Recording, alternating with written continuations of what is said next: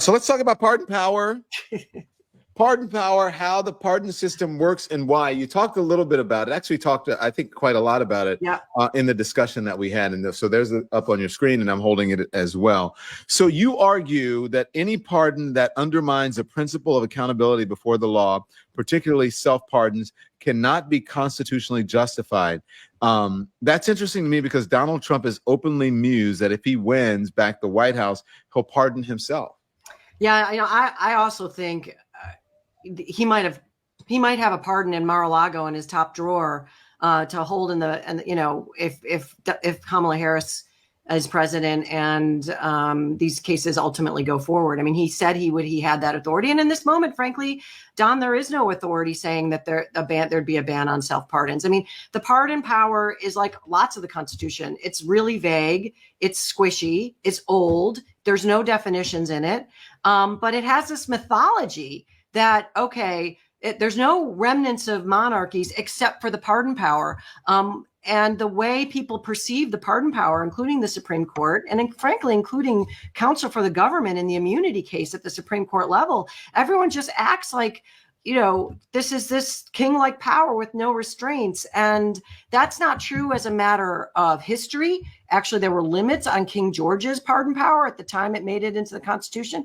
It's not true as a matter of Supreme Court precedent. The court has imposed limits on the pardon power, including, for example, that you can't force a pardon on someone. You can't pardon a crime that has not yet been committed.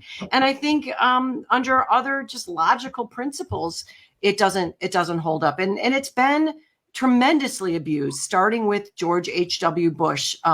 And not so much by Obama. I think he has a clean record on that one. But, Bill Clinton's pardon, Mark Rich, went to congressional investigations and even a DOJ investigation to see if it was a pay-to-play pardon. And I just think this is a sort of a corner of the law of this debate that is rarely discussed and not well understood. So the book tries to kind of fill in that gap and start this conversation along with these other assaults on our democracy that is so precious and so vulnerable in this moment. Do we need to have a constitutional convention to reassess all these things after a Donald Trump MAGA presidency? Because he tested the bounds of the Constitution, right? He pushed up against every norm. And, you got this whole thing about pardons. Like, do we need to sort of rejigger this? Does the book discuss that? Well, I will quote Justice Scalia, who years ago, before we even in this moment, he said, this is not the time in history to have a constitutional convention itself, because who knows what we'd come up with, what kind of nonsense we'd come up with. But I do think there should be a constitutional amendment. There's been one already introduced in the House of Representatives to get rid of the immunity case, to basically put the Constitution back where it was in May before it came down. It's just kind of fixing the brokenness. But that included a ban on self-pardons. I would expand that to include a ban on giving pardons to accomplices and co-conspirators and criminal enterprises that have now been green-lighted by this immunity. I think this is a place that there should be an amendment to the Constitution. I think we should have an amendment to the Constitution to have an affirmative, clear right to vote. I think that would address a lot of the problems we have. And people will say, that'll never happen. But there's been over 11,000 proposed, Don, amendments to the Constitution. 27 of them did make it, including the most recent in the 1970s. So this is a moment for Americans to recognize that we do have power, and there's power in numbers, which is why there's so many efforts to take the vote away from people. Yeah, there's something in here that's about narrow that I was reading.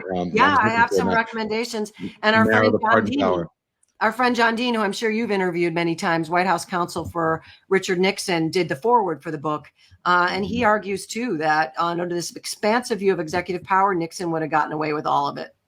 Wow. What is the most egregious pardon that you've studied? Oh, gosh, there's so many of them. I would say, the most egregious ones from the last administration really have to do with the obstruction of justice, pardoning Paul Manafort Roger Stone, where a federal judge said on the record, and I'm paraphrasing, that this looks like it's to cover up and silence a witness. I mean, that's really a problem. But of course, there are a lot of like really reprehensible, vile, disgusting people that were pardoned, not just by Donald Trump, but by others.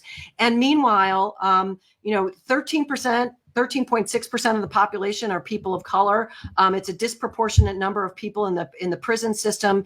And when it comes to exonerations, where judges find that people are innocent, more than 50% of them go to people of color. So I would say if we're going to have a pardon power, Don, it should be used for good. It should be used to address these injustices. Why not use federal money to test everybody who's on death row to use DNA evidence and get people out of the death chambers if they're innocent? That could happen. And the Supreme Court has held in habeas cases. Habeas is a way to get out of prison, a separate way, another way to challenge your conviction, has literally said the pardon power is a reason not to make habeas more robust, even if you've got proof of your innocence. So I would say the pardon power is actually draining our justice system, and it's not being used. And last point, George W. Bush said on his way out of office that the pardon power is not working, that there's 11th hour bids and a frenzy by donors, by rich people, by people of lobby, people with access. And he said presidents should come in on their first day of office and announce a policy for pardons that's fair and stick to it. And again, I'm probably editorializing on that, but I think that's something that maybe Kamala Harris could pay attention to as a former prosecutor. Now, is this a list of every single pardon that you are aware of? No, it's just a petit goût, as the French would say. I was going to say, like, my goodness, but I do like that you mentioned, Kim, posthumous pardons. Yeah. And a lot of them had to do with race issues. So I shouldn't say a number of them had to do with it. There was the Tulsa race massacre where folks were pardoned. I would assume that these are Black people or people who are defending that. Oklahoma clears Black in deadly 1921 race riot. That's according to the New York Times. But then also Bayard Rustin, who was the architect of the March on Washington. In 2020, I believe, in February of 2020, Governor Gavin Newsom pardoned Bayard Rustin, gay civil rights leader, posthumously. And I think that's one that's well-deserved. And there are a lot of these posthumous ones are as well. It's a fascinating book, Kim Whaley. Congratulations. Thank you so much. I appreciate your chatting about it. The book is called Pardon Power, How the Pardon System Works and Why. It's by Kim Whaley. It's out now, right? No, it's out on Monday. Oh, Monday. Okay, great. So this is the preview. So make sure, where can we go? Can we go to Amazon? Where do we go? Oh, Amazon, anywhere, KimWhaley.com, at Kim Whaley. You can see my address there. Anywhere where you buy books. And I have 3 that preceded that, one on the Constitution, one on voting, one how to think like a lawyer to problem solve.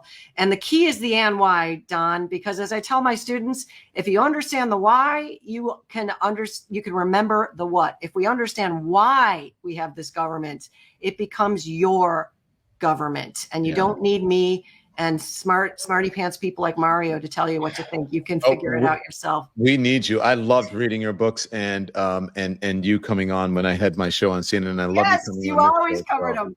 Yeah, because they made such sense. It explained everything, and without the hyperbole and people yelling at each other and the cable news food fights, you just really cut to the chase. Mario, final parting words, not pardon words, but final parting words. Well, I mean, I think the quid pro quo for me to be on this show was send me a copy of that book, because it sounds fascinating.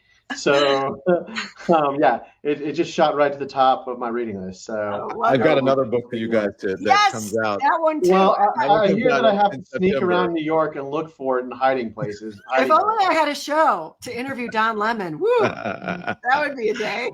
You guys are the best. Thank you so much. Good luck with your suit. Mario, you and the Lincoln Project, and Kim, good luck with everything on the book. And thank you guys both. I really appreciated you being here. It was a fascinating conversation and program. Thanks so much. Really fun. Thanks, Don. Thank you. Thank you guys. All right. We'll see you soon. Bye-bye. Okay, everyone. Thank you so much.